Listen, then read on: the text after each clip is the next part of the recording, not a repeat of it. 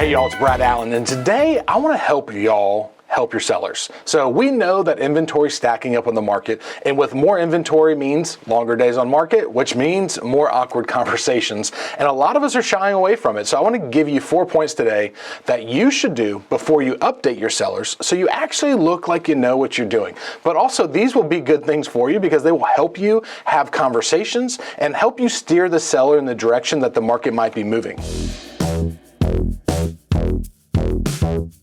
So before we get started, there's a couple things I need to point out. First of all, this may not work for every market. Some of these tools may not be in your market or you don't have access to them, so I understand that as well. And lastly, you may already have a rhythm to it, and so if that works, keep doing it. But if you over communicate and you come to your sellers with solutions to potential problems, you will never be fired. I've never been fired from a listing because I over communicated or I came up with ideas and my seller was like, hey, that could or couldn't work. It's totally their decision. But if you're not bringing them ideas, you're not answering your phone, you're just acting like an ostrich with your head in the sand, they are going to think you're the problem. And if they think you're the problem, you got to get gone. So I want to help you keep these listings. To begin, you need to have a set day. You've heard this 10 times in all my other videos. I have a set day or had a set day that I update every single seller. So once it goes live, every other Thursday, I have a business phone call with my seller to make sure that we're on the same page. Now, I offer them to call, text, and email me as much as needed. I don't want to act like I'm not available. But this also cuts down on the small talk. This cuts down on the little small questions that they can just let pile up for a meeting. But if they have a big question, like I want them to let it fly too, so I'm very clear with them that they can do that. But I also equate this to watching stocks. If you watch a stock every single day, you know you're going to go crazy. But if you watch it over a good length of time, you can start seeing patterns. You can see if you're winning or losing. So start with a set time and then treat that as the gospel. That is the day you have to update them. Hell or high water, you have to set time apart, but it could move. So I like Thursdays personally. I think it's a good time to see some data from the previous 2 weeks, make a correction if needed, and then it goes live, or the correction goes live before the weekend when we get a lot of traffic. So I think it's a good day to do Thursdays. And I want to come up with a formula to let the seller know if and what we're doing is working. So first, before I update a seller, I'm going to go look at showings. I know that's very basic. You may have your own kind of algorithm that you use internally to see if you're getting enough showings. I typically, when it's a 30, 45 day average day on market, I typically like to do 2 showings a week. That's my litmus. If I'm getting 2 showings a week, then I know people saw the picture, saw the price online, they drove by it, and now they've made an effort to come inside. That means my price is probably pretty accurate.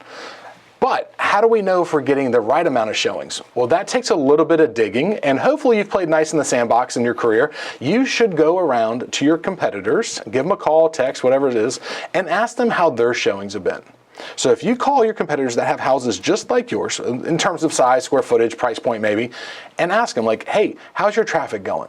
Well, if they're getting 5 a week and you're getting 2 a week, that could be an issue. Or vice versa, you're getting 2 a week and they're getting 0, that's also a good thing.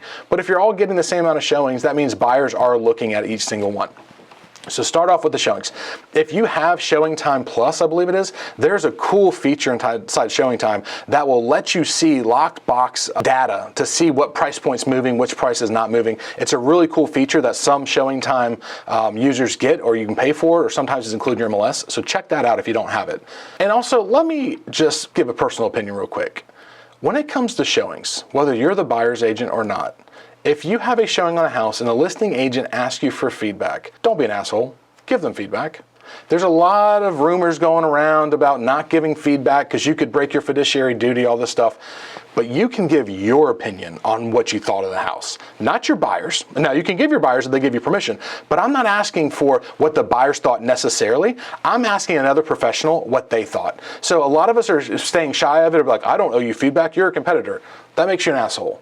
We need feedback. You need feedback. And if we all give feedback, we will all get feedback. Now, you don't have to give it the second they ask. If you're still showing houses, tell them to take a break. But I think if you're asked for feedback, don't be an asshole.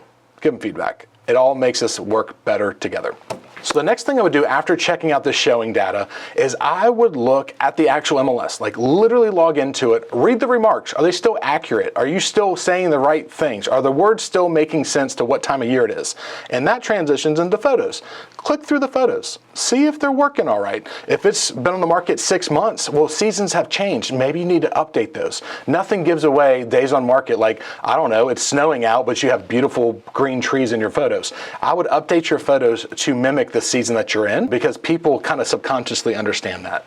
So look at that stuff, make sure the remarks are right, the agent remarks are right, make sure the price is right, because maybe you reduced it and the admin didn't do it. Like, all kinds of things can happen. And one of the reasons I do this is because your sellers are bloodhounds, and they're going to know if something's off. They're just focused on one listing, and I know you're doing 10,000 things a day, but if something's off, they're going to find it. You know that. After I go through the MLS, I'm going to kick it over to the third-party portals. Here's one that really has helped with showings. Check Zillow, Realtor, Homes.com, whatever portals are important to you, and make sure your pin location for the house is accurate. Sometimes they get off.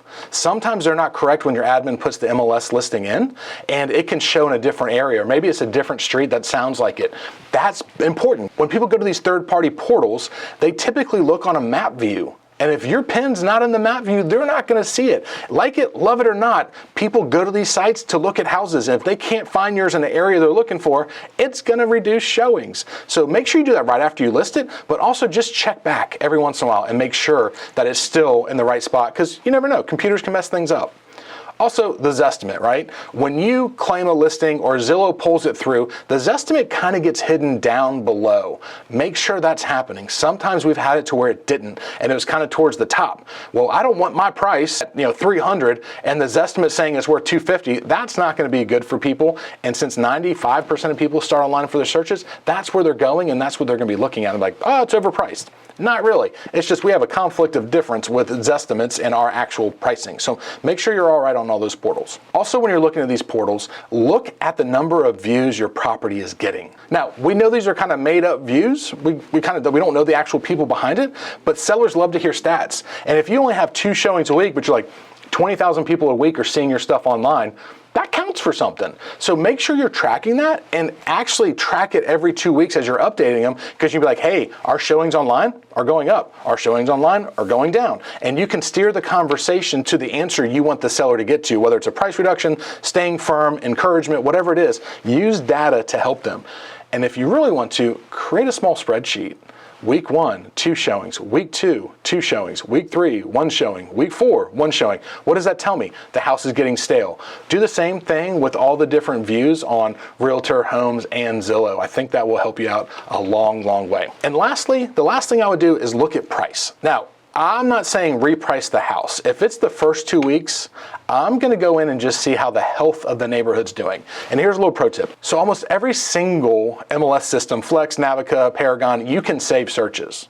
So what I find very helpful, when I get a listing, I save the search criteria and the MLS as the listing address. So every time I got to go in, I just open the save search, hit 123 Main Street, and it plugs in the criteria of beds, bath, square footage, whatever kind of details I need to have in place, and it saves me a lot of time. But I'm doing more of a general area. I want to see the health of the area. So think about that. You got a place that has 40 houses on the market and 20 of them sold in the last 2 weeks or went pending. Well, that means it's pretty healthy. We're getting a good turnover rate. What if you got 40 houses sitting on the market and only 1 sold? Well, that tells me a different story, that maybe the neighborhood is not as sought after. Maybe it's the time of year. Maybe it's the week after Christmas, and that should be understandable. But the data will tell you what's going on, but you got to know the data. And so I want to see the health of the neighborhood. And then what I do is I put this all big package together. 1, I want to go to the MLS to make sure that the data is accurate and that I'm presenting the house in the best possible way. 2, I go to the third-party portals to make sure my house is exactly where it's supposed to be and that everything's coming through appropriately.